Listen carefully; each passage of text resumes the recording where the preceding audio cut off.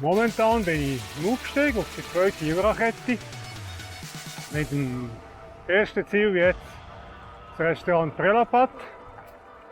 Das ist ein recht langer Aufstieg, aber zum Glück ist es nicht steil. Es ist angenehm zum Fahren. Das ist wunderbar.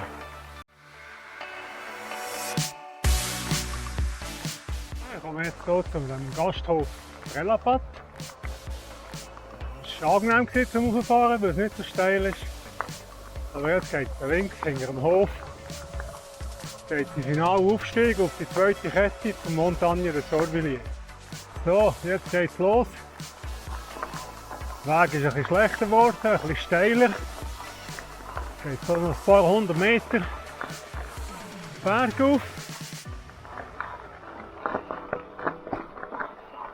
So ist es nochmal schön steil. Losen Untergrund. Oh, da vorne sieht man schon das Hausdach. Ich weiß nicht, ob man es sieht im Video.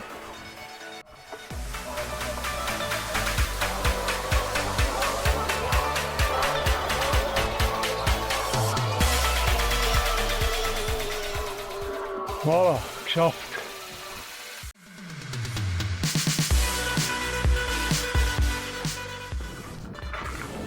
Das ist jetzt die Abfahrt vom Montagne de Sorbilliers Richtung Bürenberg und weiter Richtung Krankenberg.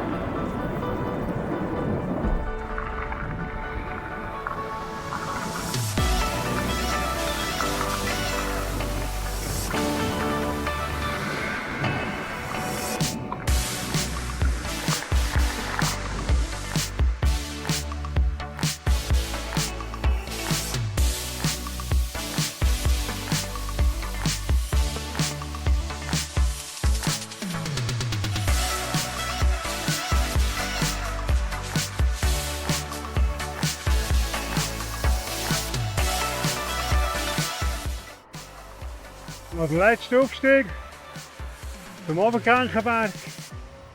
Und dann ist das zweite Tagesziel auch erreicht. Und nachher geht es nur noch bergab Richtung Heim.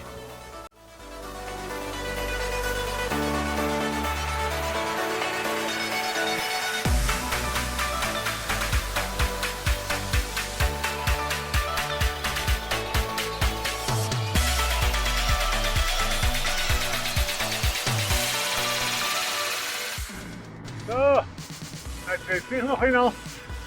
So, jetzt noch Schnee. Also ja, das ist nichts Tragisches. Die Strasse ist frei.